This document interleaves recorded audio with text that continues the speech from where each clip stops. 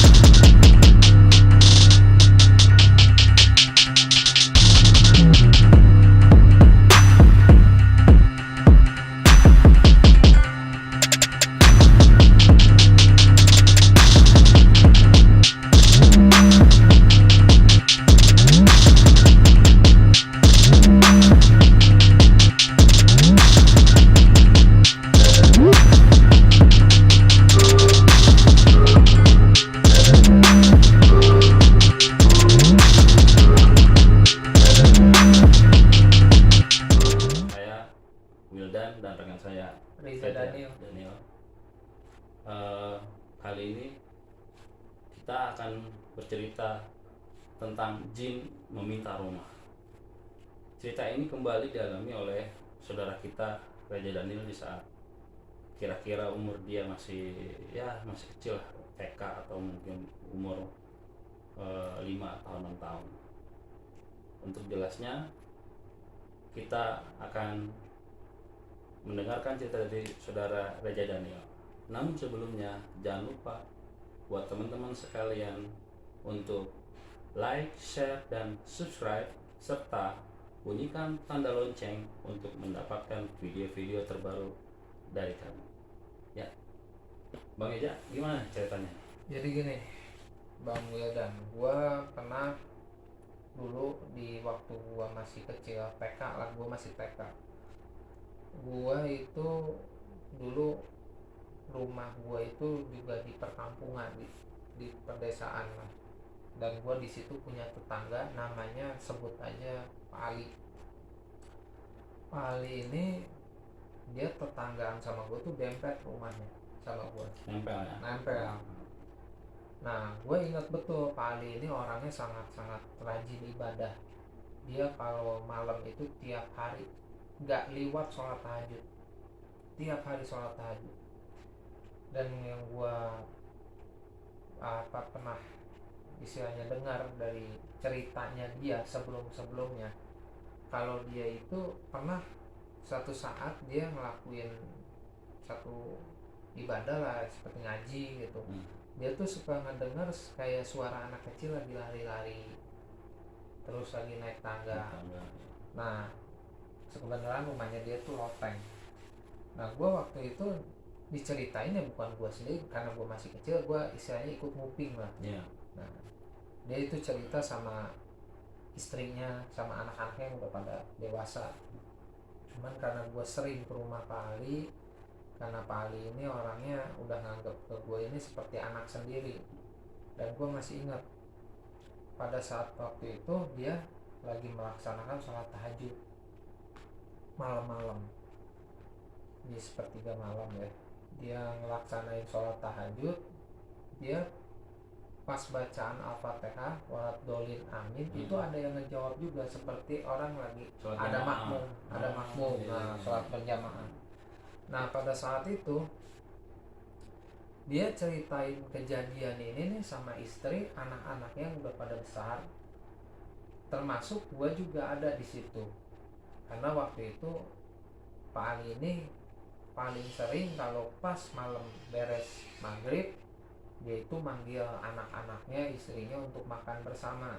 Kebenaran gua kalau di sana itu suka nginep, suka kadang pulang malam juga. Karena orang tua gue juga udah percaya lah, karena gue sering main ke rumah itu udah dianggap seperti anak sendiri gitu. Emang hubungan itu masih kayak udah kayak saudara atau apa? Ya saudara. Ada hubungan apa? Ada saudara lah. Ada. Nah, jadi gue makan di situ, dia cerita.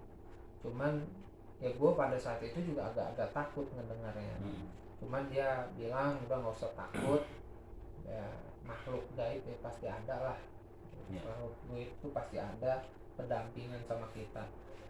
Nah cuman istrinya juga menenangkan, itu cuman kali karena istrinya manggilnya abah, kali Iya. abah mungkin dengar-dengar doang, bukan inilah halusinasi lah, Betul. bukan sesuatu hal yang nyata gitu, Pas kebetulan kebetulan aja. aja. Nah pada saat itu gue ingat kita nih baru beres makan, ya sekitar setengah jam lah kita baru beranjak dari tempat duduk meja makan. Begitu keluar, ini kan ruangannya seperti kamar. Iya. Begitu keluar dari ruang makan, tahu-tahu mati lampu. Iya.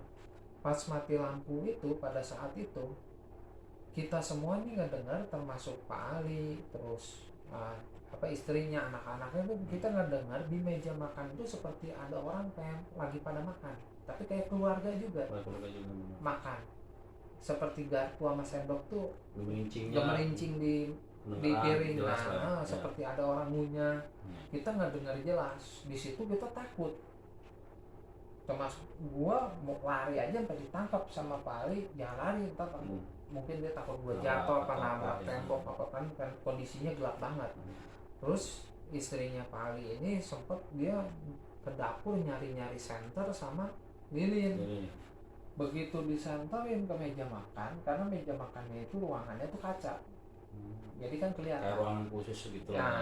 Begitu disenterin nggak ada orang sama sekali, tapi suara itu ada. Begitu disenter tuh mati, berhenti. Iya. Begitu dimatiin senter ada lagi suara. Itu kan sangat ngeganggu. Iya. Nah kita udah pada ketakutan. Terus kata Pali, udah kita pindah ruangan aja. Diam tuh di ruangan besar gitu, ruangan keluarga.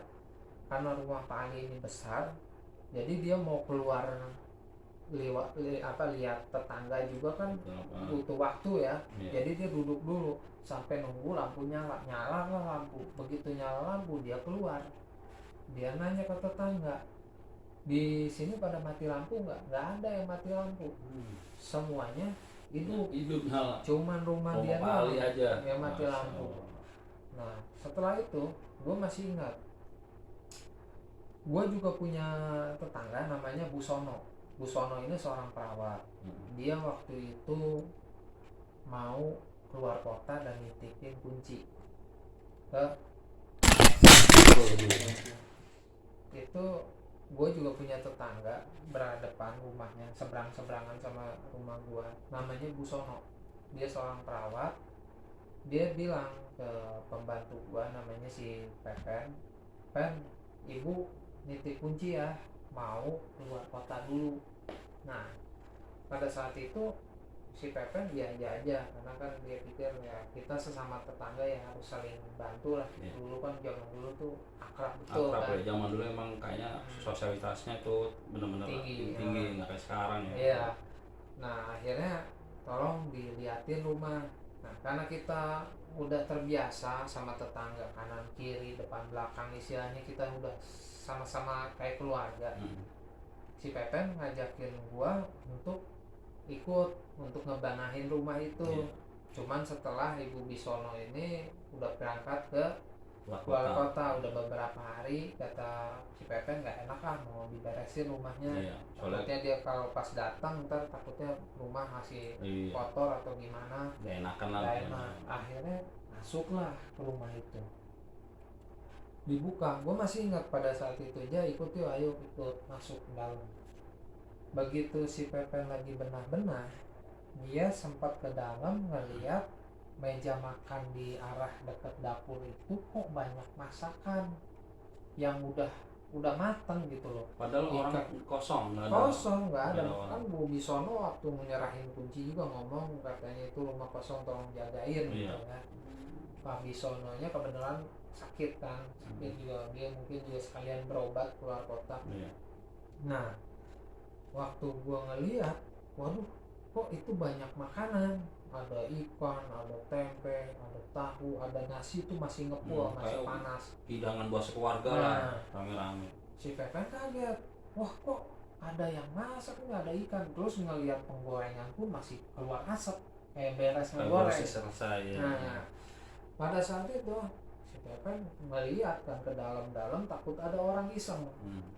Melihat nggak ada orang, tapi begitu pas si Pepen melintas dari dapur mau ke ruang tengah, itu gua berdiri di situ, seolah-olah di situ tuh kayak ada orang jalan tapi nggak kelihatan wujudnya.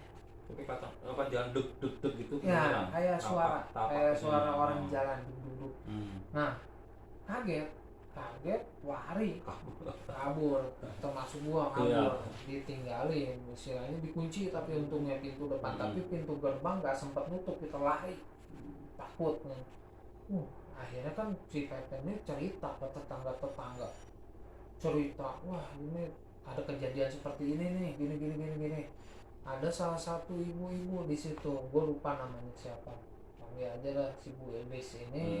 Dia ngampirin si Pepen karena saking penasarannya si Bu Elis ini, kata si Bu Elis, coba lihat, gue pengen tahu omongan lu bener nggak, masa ada orang tuh paling apa lu halusinasi lah, nggak mungkin gini. Dibuka, dilihat ke dalam, nggak ada tuh piring nasi apa, bersih. Sampai si Pepen kesian dimarahin. Betul. Karena si Pepen ngerasa takut disalahin, dia udah heboh. Dia bilang gini aja deh, tanya si Eja kan masih kecil, nggak mungkin dia orang ngebohong. Anak kecil dulu kan takut, nggak mungkin takut ngebohong. Dia takut sama perbuatan ngebohong itu sangat takut. Gue bilang iya betul, tadi ada piring, ada nasi segala rupa, cuman kok orangnya nggak ada. Akhirnya udah tuh kejadian itu udah, si Pepen merasa malu, tapi dia juga ya emang ngelihat bukan dia aja, gue juga ngeliat.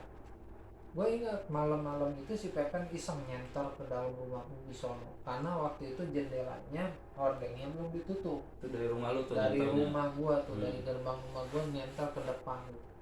Begitu nyentar, dia ngeliat kayak ada orang kekar, badannya tinggi besar.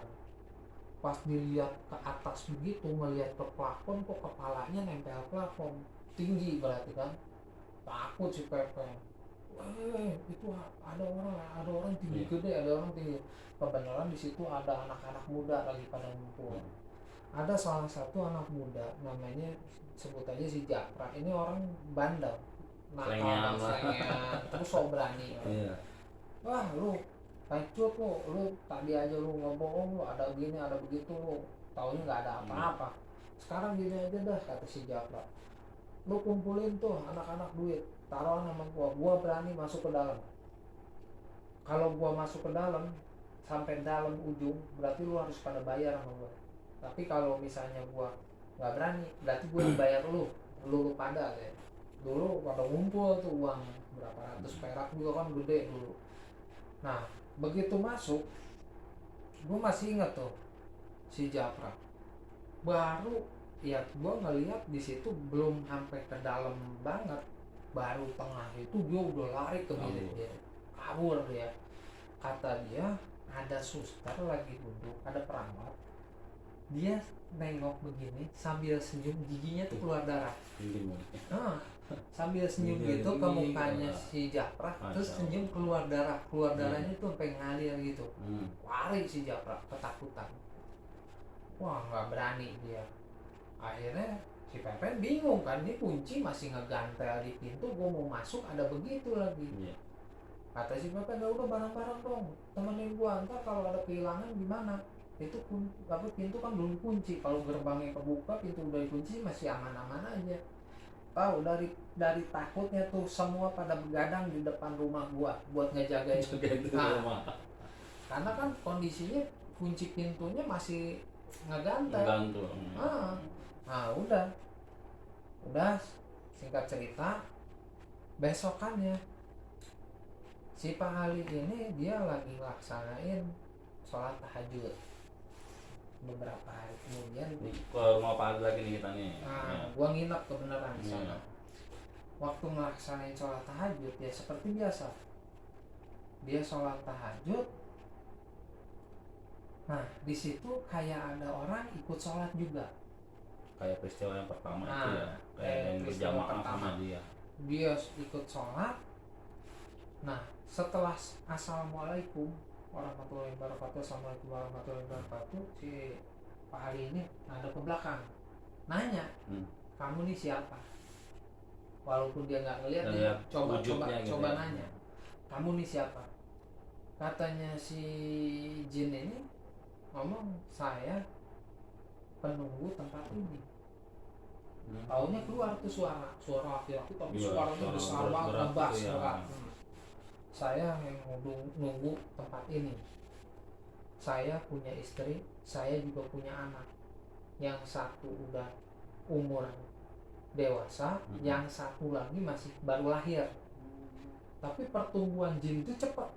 Lebih cepat dari kita. Lebih cepat dari kita. Yang satu ini baru lahir minggu kemarin tapi udah dewasa. Dan yang satu lagi baru lahir minggu ini. Terus maksud kedatangan kamu nih mau apa di sini? Kok ngeganggu keluarga saya? Enggak, saya nggak mau ganggu, kata si Jin. Saya mau nempatin rumah sebelah. Rumah sebelah ini rumah gua.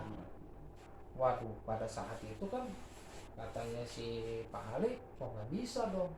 Itu kan bukan tempat kamu, dan ini juga bukan tempat kamu. Ini tempat rumah saya nggak mau.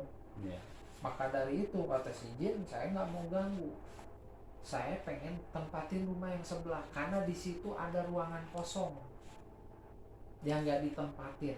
Emang itu rumah gua yang dulu itu banyak kamar yang kosong, jadi tempatin.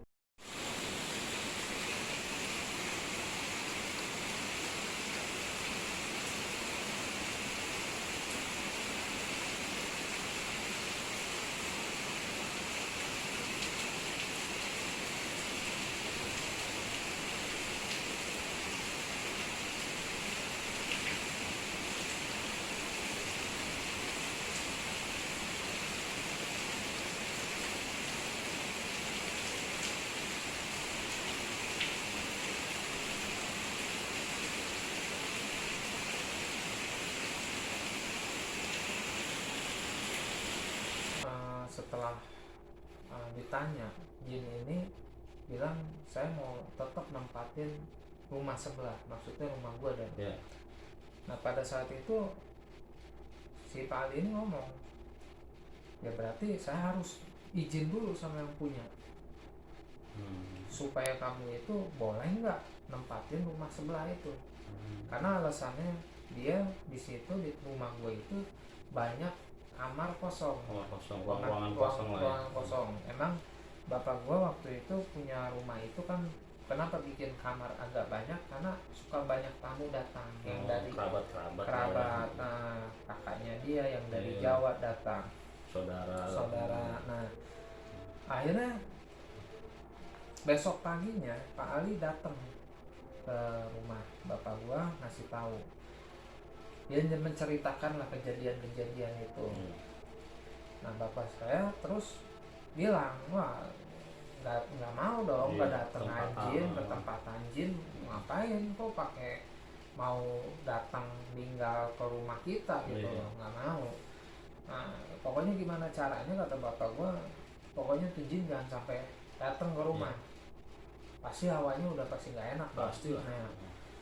Gue masih ingat kejadian lagi sama pembantu gue si Pepen lagi nyapu di teras belakang, nggak tahu dia ngelihat darah, banyak darah, bercak darah apa darah tumpah itu. Kayak orang habis kecelakaan atau apa? Iya, tapi di situ ada tapak kaki gede nginjek darah itu, jadi kan berbentuk tapak gede banget. Kakinya nggak umum nggak umum seperti orang biasa. Terus lah jalannya itu, jejaknya itu menuju ke tempat jembatan.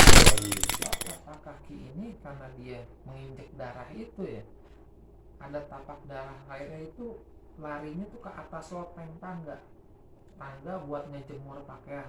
Tapi yang anehnya bukan lewat tangga tapi lewat tembok. Jadi asli jelas tuh tapak kaki di tembok. Tapak kakinya itu lewat tembok, bukan lewat tangga lagi gitu. Aneh gitu ya, dengan ukuran yang besar, terus kok dia jalannya nggak lewat tangga tapi lewat tembok. Nah setelah itu karena si Pepen melihat darah itu panik, dia lari manggil bapak gua. Pas gitu bapak gua balik ke tempat yang itu yang ada darah itu, si Pepen itu nunjukin, begitu dilihat darahnya hilang. Masya Allah. Hilang, dan yang seingat si Pepen itu bau kembang. Bukan bau anyir. Bukan, bau kembang. Kembang apa? Cempaka. Nggak ngerti deh, dia Pokoknya bilang itu kayak bau bau kembang. kembang. Nah, kejadian lagi pas malam hari, gua itu lagi belajar, lagi ya belajar nulis, karena gua waktu itu TK tapi udah mau dekat masuk SD. Gua belajar di meja makan. Kakak gua waktu itu yang perempuan disuruh sama bapak gua untuk bikin teh poci. Pada saat itu gue ingat betul, waktu bapak gue nyuruh kakak gue bikin teh poci, kakak gue ini nyari poci. Nah, waktu pas ngeliat poci itu ada di meja, dan si Pepen juga ada di situ, kakak gue mau ngambil poci itu, tahu-tahu poci itu melayang sendiri, terbang terus dibanting, hancur, pecah. Pocinya itu benar dari bata merah, pecah. Dan gue sendiri ngeliat gitu, kakak gue langsung lemas kayak mau pingsan, dia duduk gitu, teriak takut gitu, ada setan gitu. Nah, si Pepen yang lagi duduk di pojokan, dia lari ke dalam. Gue ngeliat dulu ibu gue tuh punya pot gantung. Pot gantung itu goyang sendiri tanpa ada angin, gerak sendiri, goyang dari pelan-pelan cepet, terus pelan lagi cepet. Nah, di situ gue heran, wah itu pot kok bisa goyang sendiri, gue masih kecil aja bisa ngeh gitu ya. Gue lari ke dalam, kakak gue tuh udah nggak bisa bangun, dan antara pingsan nggak pingsan, sadar nggak sadar. Nah, begitu gue lari ke dalam, gue ingat garasi bapak gue tuh kan pakai rolling door. Tahu-tahu ada orang lari dari atas loteng tangga yang tempat jemuran itu, karena tangganya juga ada terbuat dari bambu. Itu gue terus kayak orang turun dari tangga, terus lari nabrak rolling door. Kenceng banget. Gue masih inget tuh. Nah, kebenaran ibu gue udah tidur, dan di situ kakak gue yang satu lagi nih, yang di atas gue selangkah, dia lagi les ngaji. Kebenaran ada guru ngajinya, namanya datang privat, namanya Pak Tamrin, gue masih ingat. Akhirnya dia bangun, dia ke belakang, dia bacain tuh ayat kursi, Al-Fatihah, bacain.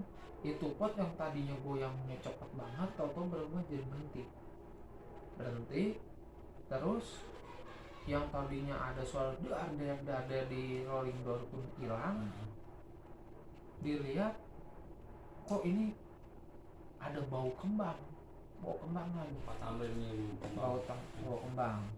Nah, bapak gua yang pada saat itu lagi di kamar keluar, ada apa nih? Oh, ribut bener di belakang garasi. Ya diceritain lah, begini kejadian, ada ya setan lah, begitulah. Halus lah ya. Nah, bapak gue langsung ke tetangga gue, Bapak Ali. Ini gimana? Kok ada begini? Ya iya, itu jin tetap pengen tinggal di rumah lo, karena rumah lo itu banyak ruangan kosong. Dari situ bapak gue mikir, wah udahlah. Pada saat itu mikirnya, udah gue pengen pindah dari rumah ini, gue nggak mau diganggu. Gue mikirin anak-anak sama istri gue, lebih baik gue ngontrak rumah daripada kenapa ke depannya. Akhirnya pada saat itu bapak gue mutusin untuk dijual tuh rumah. Dijual, bapak gue ngontrak di rumah kecil dulu, dan sempat beli tanah juga di tempat lain, ngebangunlah di tempat lain. Itu juga istilah kata, alhamdulillah begitu ditulis dijual ada yang mau. Itu kejadiannya nggak berapa lama ya, kurang lebih 1 bulan, ada yang nawar ke rumah dijual gitu ya. Pokoknya singkat ceritanya seperti itu. Jadi pesan moralnya ya, dari kejadian ini semua, mestinya kita tahu lah tempat-tempat dimana walaupun di rumah kita sendiri, Iya. jangan sampai ada tempat yang mubazir gitu. Jangan sampai ada tempat yang disia-siakan, Iya. atau tempat kamar, Hmm. entah itu kan ada rumah yang loteng tapi lotengnya nggak pernah diisi, kamarnya nggak pernah diisi, ruangannya nggak pernah diisi, musinya disolatin, dipakai ngaji, kalau nggak adain pengajian.